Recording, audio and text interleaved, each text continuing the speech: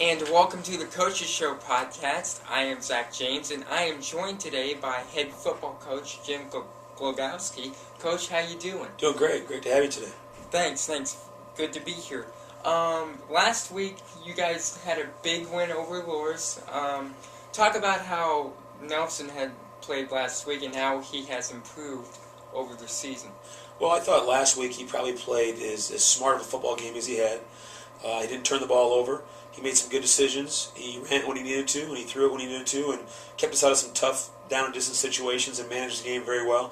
His numbers weren't as good as they had been as far as overall passing yards, but did a great job from a standpoint of managing the game. Talk about the defense last week. They were huge last week. 4 turnovers, big plays. Could you talk about that a little bit? Sure. I thought defensively played very hard. I thought we finally eliminated that lull we'd had the first two previous weeks where we kind of had to let down before halftime. We were able to keep them off the field with our offense a little bit, which helped. And we played quite a few guys, which helped our stamina throughout the course of the game. And so I was pleased. The turnovers are always huge, and obviously making big plays gets guys excited, and they played hard.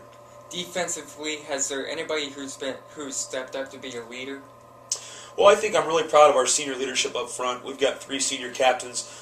Joe Sorensen, defensive tackle, did a great job. He was a great leader. I thought Braden Everding played really well. And Ty Larson really came on. All 3 of those guys, those seniors, did a great job in stepping up and really kind of setting the tone for the rest of the group.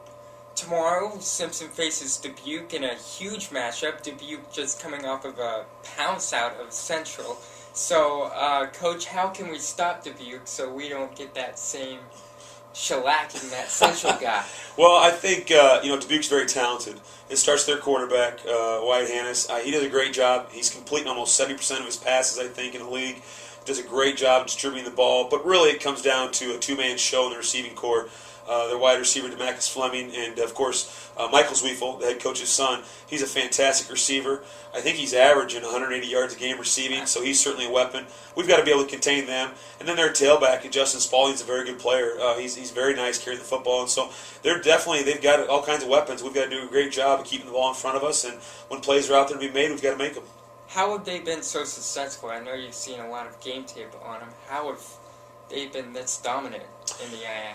Well, it's a great question. I think the biggest thing is they do a really good job of just throwing it and catching it. They do a great job with their timing routes. They throw the ball where they need to throw it, and the guys catch it. And ultimately, they do a great job of running the football enough where you defend the run, and you put those extra safeties down towards the line of scrimmage, and it puts those receivers in one-on-one matchups. And fortunately for them, they've won more than they lost those battles. Coming back to us, what can we still improve on as a team on either side of the ball? Well, we've got plenty of areas to improve. I think the biggest thing is we've got to do a better job running the football.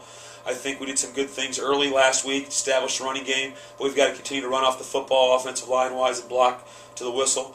I think we've got to continue to make good decisions in the secondary, staying on landmarks, making sure the ball stays in front of us. Especially this week, we've got to do a great job of not reacting to the route, but more or less reacting to the quarterback when he throws the ball. That's always a challenge against these guys because they do run great routes. And ultimately, we've got to continue to come out and play with great emotion like we have the last 3 weeks. Last week, one maybe bad thing from last week is the penalty yards. Could you talk about that and how you guys have worked on that in practice, perhaps? Yeah, the big thing is we've got to do a great job of understanding when it's time to be aggressive and then when it's time to make smart decisions. And a couple of the penalties we had, the personal fouls, were aggressive penalties that we probably should have just laid off. But when you're asking kids to play through the whistles, you're going to get some of those, which I understand comes with it. But we've got to be disciplined enough because obviously those will come back to haunt you in a tight ball game.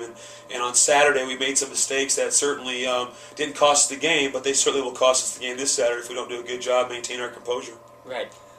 From a receiving standpoint, Taylor Rogers has had most of the yards. Do you see another receiver stepping up in the coming weeks? Yeah, I think our receiving corps in general, everybody kind of plays a role.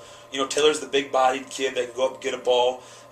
Brad Vogel is the guy who can catch the ball and make people miss in space. Mike Kuhn's a guy, and Billy Weathers have caught the ball, have great hands, and can get that first down on 3rd and 5. So I think everybody has a role to play. The biggest thing I think we've got to continue to do is run great routes, and when the opportunity comes, those guys got to catch the ball. I mean, it's pretty simple. Well, hopefully we can see Simpson catch the ball and run those great routes tomorrow. They play Dubuque at 4 p.m. at Bill Buxton Stadium. We hope to see you there. Coach, thanks for the time, and I am Zach James, and you've been watching the Simpson Coaches Show.